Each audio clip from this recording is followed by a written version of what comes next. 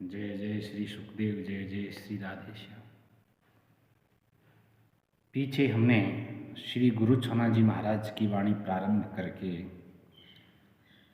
उनके द्वारा श्री सुखदेव जी महाराज और श्री आचार्य महाप्रभु श्यामचरण दास जी महाराज की 2 छप्पे में जो वंदना की गई है उनका हम पाठ कर चुके हैं। आज आगे हम प्रारंभ करते हैं। अपने गुरुदेव की वंदना करते हुए श्री गुरु छोना जी महाराज अपने गुरुदेव से कुछ प्रश्न करते हैं। उन प्रश्नों के उत्तर में जो बात आती है वही बात हम सबको धारण करने योग्य। श्री गुरु छोना जी महाराज ने जो प्रश्न किए हैं अपने गुरुदेव से वो हम सबके ही प्रश्न हैं। मानो हमारी ही ओर से उन्होंने प्रश्न किए हैं। प्रायः हर प्राणी के यही प्रश्न होते हैं। जो प्रश्न गुरु छोना जी महाराज कर रहे हैं और उनके उत्तर में आचार्य महाप्रभु ने जो सिद्धांत और जो नियम, जो बातें मनुष्य को धारण करने योग्य बताई हैं, जिनका पालन करके जिनको जीवन में उतार करके प्राणी सहज ही अपने कल्याण को प्राप्त कर सकता है। तो आज हम आगे पाठ करते हैं वाणी जी का। श्री गुरु छोना जी महाराज हाथ जोड़ करके अपने गुरुदेव से कह रहे हैं, श्री महाराज गुरु वंदन करहूँ, चरण तुम्हारे मस्तक धरहूँ, चरण दास गुरु शीश नवाऊँ, दे परिक्रमा बलि बलि जाऊँ। जो कोई शरण तुम्हारी आवे, दुविधा द्वंद तिमिर नसी जावे। दास तुम्हारो विनती करही, तुम कृपा भव सागर तरही। तुम प्रगटे जग में उजियारा, ज्यों सूरज निकसे संसारा। सोवत ते नर दिए जगाई, जीव उबार भक्ति फैलाई।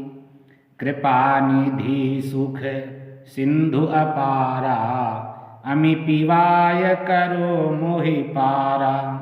ढोसर कुल जन्मे सुखदाई, गुरु छोना की करो सहाई। ये जो पाठ किया है ये चौपाई छंद है। शिष्य का अपने गुरुदेव के प्रति वचन है, शिष्य वचन। गुरु छोना जी महाराज प्रश्न करने से पहले अपने गुरुदेव से हाथ जोड़ करके प्रार्थना कर रहे हैं। प्रश्न करने का एक विधान है। बड़ों से, गुरुदेव से, संतों से, भक्तों से किस प्रकार प्रश्न किए जाएं, इसका एक विधान है और उस रीति के अनुसार, उस विधान के अनुसार ही प्रश्न करना चाहिए। सबसे पहले उनकी वंदना करनी चाहिए, जो गुरुदेव हैं, जो संत हैं। हाथ जोड़ करके विनम्रता से, अत्यंत दीनता से उनके चरणों में बैठ करके और अपनी शंका को, अपनी जिज्ञासा को सहजता से व्यक्त करना चाहिए कि गुरुदेव हमारी इस प्रकार की शंका है, कृपा करके आप इस दास का अज्ञान दूर करो। इस प्रकार नम्रता से प्रश्न करना चाहिए। तब गुरुदेव कृपा करते हैं, तब संत कृपा करते हैं। और यह प्राणी मात्र के लिए आचरणीय बात है। किसी से भी हम बात करें, प्रश्न करने का ही विधान नहीं है। जब हम किसी से बात ही करें, ऐसा नहीं कि बड़ों से करें तो ही नम्रता धारण करें, किसी से भी बात करें तो हमारा सदाचार वाणी में झलकना चाहिए। श्री गुरु छोना जी महाराज हाथ जोड़ करके कह रहे हैं, श्री महाराज गुरु वंदन करहूँ, चरण तुम्हारे मस्तक धरहूँ। मैं आपकी वंदना करते हुए आपके चरणों में अपना मस्तक रखता हूँ, सिर झुका करके आपको प्रणाम करता हूँ, ये भाव है। चरण दास गुरु शीश नवाऊँ, दे परिक्रमा बलि बलि जाऊँ। मैं आपके चरणों में सिर झुकाता हूँ, आपकी परिक्रमा करके मैं आप पर न्यौछावर होता हूँ। जो कोई शरण तुम्हारी आवे, दुविधा द्वंद तिमिर नसी जावे। हे गुरुदेव, जो भी आपकी शरण में आता है उसकी दुविधा, उसका द्वंद और तिमिर मानी अंधकार, नसी जावे मानी नष्ट हो जाता है। जीव में अज्ञानता होती है, जीव नाम अज्ञानता को ही कहते हैं। जो अबोध है, जिसको ज्ञान ही नहीं क्या उचित है क्या अनुचित है, क्या हमारा स्वरूप है, कहाँ से आए, कहाँ जाना, क्या करना, क्या हमारे लिए ठीक रहेगा, इन सब बातों का जिनको मतलब पता नहीं होता है, उसी का नाम जीव है, उसी का नाम अज्ञान है। और जीव के अज्ञान को, जीव की अविद्या को नष्ट संत लोग, गुरु लोग करते हैं। हे गुरुदेव, आपकी शरण में जो आ जाता है उसका दुविधा द्वंद्व समाप्त हो जाए। दुविधा और द्वंद्व से तात्पर्य हम कह सकते हैं, हमारे कई मामलों में द्वंद्व होता है, भगवान है कि नहीं है। ये द्वंद्व तो प्राय सब में, लगभग बहुतेरे लोगों में पाया जाता है। मन में बहुत शंका आ जाए, भगवान है कि नहीं है, किसने देखा, और है तो सगुण है कि निर्गुण है, निर्गुण है तो सगुण क्यों है, सगुण है तो निर्गुण क्यों है। बहुत प्रकार की भ्रांतियां। गुरु करना जरूरी है कि नहीं है, जिन्होंने गुरु किया उनका कल्याण हो गया क्या, विविध प्रकार की शंकाएं, ये बातें मन मस्तिष्क में उभरती हैं और इन्हीं का समाधान संत लोग, गुरु लोग सत्संग में करते हैं। इन चीजों का समाधान हो जाए वही सत्संग है। दास तुम्हारो विनती करही, तुम कृपा भव सागर तरही। आपका दास, आपका शिष्य छौना, जिनका गुरु छौना जी नाम है, गुरुदेव के ही द्वारा दिया गया ये नाम है गुरु छौना, अर्थात गुरु का बालक। ये दास आपको प्रणाम करता है, आपसे प्रार्थना करता है, आप ही की कृपा से जीव भव सागर को पार हो जाता है।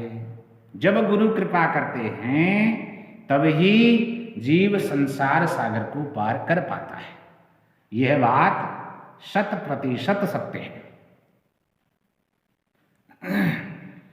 तुम प्रगटे जग में उजियारा, ज्यों सूरज निकसई संसारा। हे गुरुदेव, आपके इस संसार में प्रकट होने का उद्देश्य क्या है? इस संसार में प्रकट होने का उद्देश्य है भक्ति का प्रकाश फैलाना। जैसे सूर्य उदय होता है तो सूर्य उगते ही अंधकार समाप्त हो जाता है, न जाने वो कहाँ चला जाता है। इसी प्रकार आपके संसार में आने का, धराधाम पर, भूतल पर प्रकट होने का उद्देश्य है आप जीवों के अज्ञान रूपी अंधकार को नष्ट करने के लिए और भक्ति का प्रकाश फैलाने के लिए संसार में आए हैं। सोवत ते नर दिए जगाई, आपने सोते हुए मनुष्यों को जगा दिया है। जीव अबोध है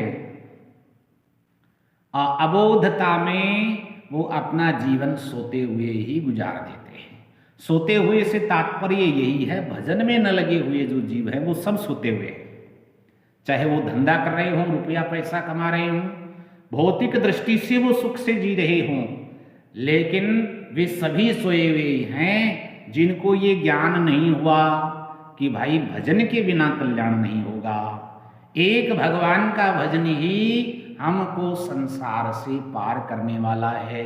ये बात जिसके दिमाग में, ज्ञान में, हृदय में, मन मस्तिष्क में नहीं उतरी है, वे सभी सोए हुए हैं। और ऐसे सोए हुए लोगों को जगाने के लिए ही भगवत कृपा से, भगवत आज्ञा से संत लोग इस धरती पर आते हैं। आपने सोए हुए नरों को, मनुष्यों को जगा दिया, जीव उबार भक्ति फैलाई, आपने भक्ति का प्रचार प्रसार किया है और जीवों को अज्ञानता से, अंधकार से, भटकन से मुक्त कर लिया है।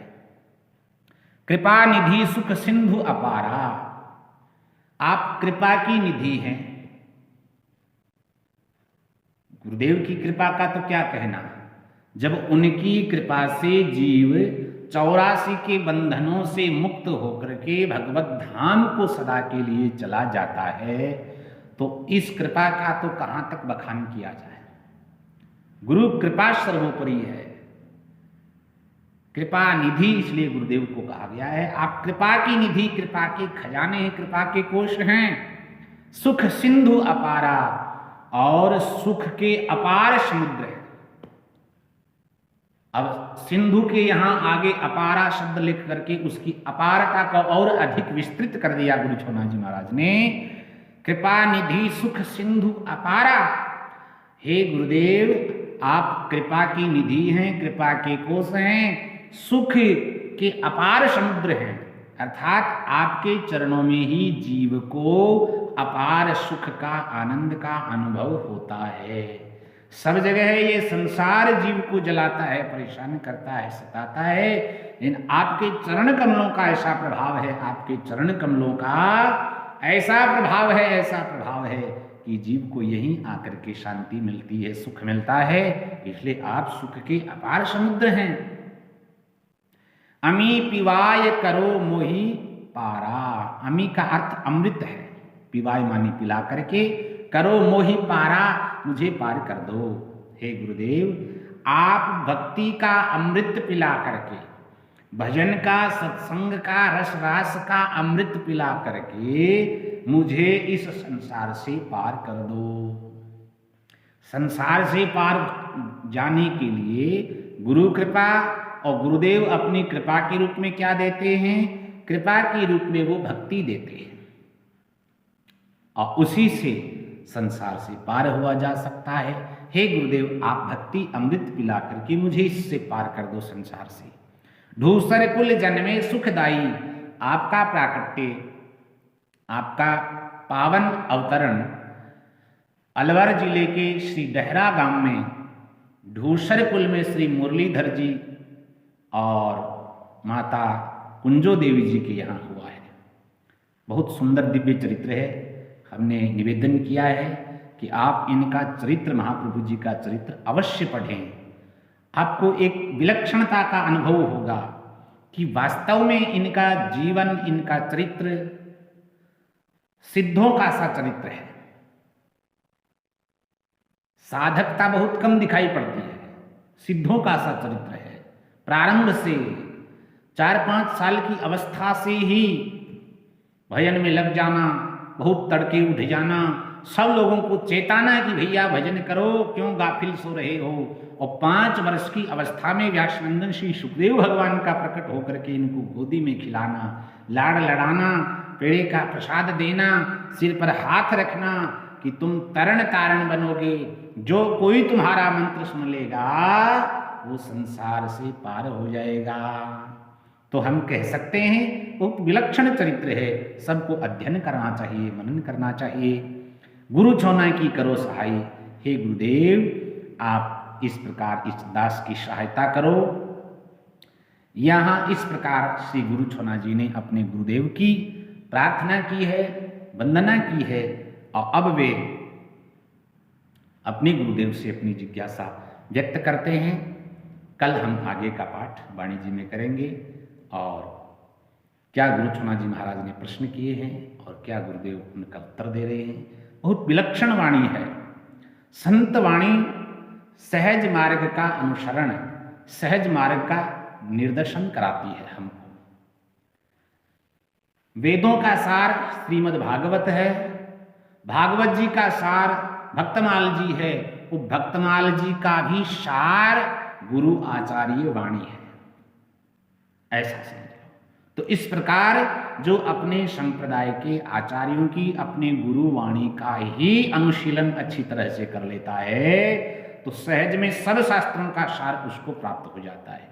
इसलिए यह वाणी जी बहुत उपयोगी है साधकों के लिए, अवश्य ही इसका अनुशीलन करना चाहिए। शेष भाग हम कल पाठ करेंगे। जय श्री सुखदेव, जय श्री राधे।